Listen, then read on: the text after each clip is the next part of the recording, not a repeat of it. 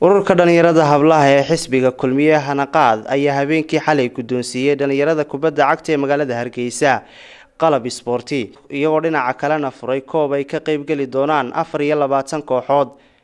munaasabadani oo si weyn loo soo agaasimay ayaa waxaa kala soo qayb galay wasiir ku-xigeenka wasaaradda dhalinyarada ee ciyaaraha ee Soomaaliland Cabdirashiid Ismaaciil Kaahin, agaasimaha madaxtooyada Khadra Xaaji Geyd, Xasan Waraabe Cadde oo ka tirsan xisbiga kulmiye.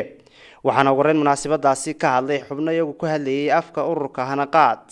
aad u boorinaya aan doonayna wax ku sheego dhalinyarada soo kacaysa oo leeyahay codkiina nasiya haddaan nahay bahda kulmiye dhamaantiin oo ugu deeqnay alaabtan ay ku ciyaarayaan kubadda.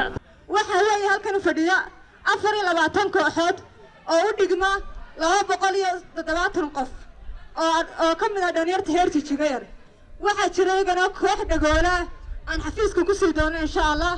waxa kale jira laba kooxood oo kale iyagana xafiiska ku sii doono. marka guud ahaan dhalinyarta u qaybinayno garamaanta waa 24 kooxood ma sha Allah. dhinaca kale waxa hadalka iyana isaga kala dambeeyay Khadra Xaaji Geyd iyo Xasan Waraabe Cadde.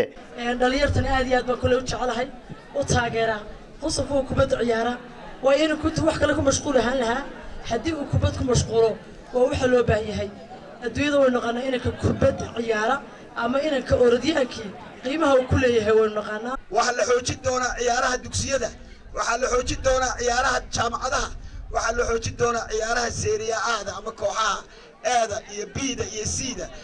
waxaana gabagabadii munaasabadaasi soo gabagabeeyay wasiir ku-xigeenka wasaaradda dhalinyarada iyo ciyaaraha ee Soomaaliland Cabdirashiid Ismaaciil Kaahin. marka hore waxaan u mahad celinayaa hablahan hanaqaad ee soo abaabulay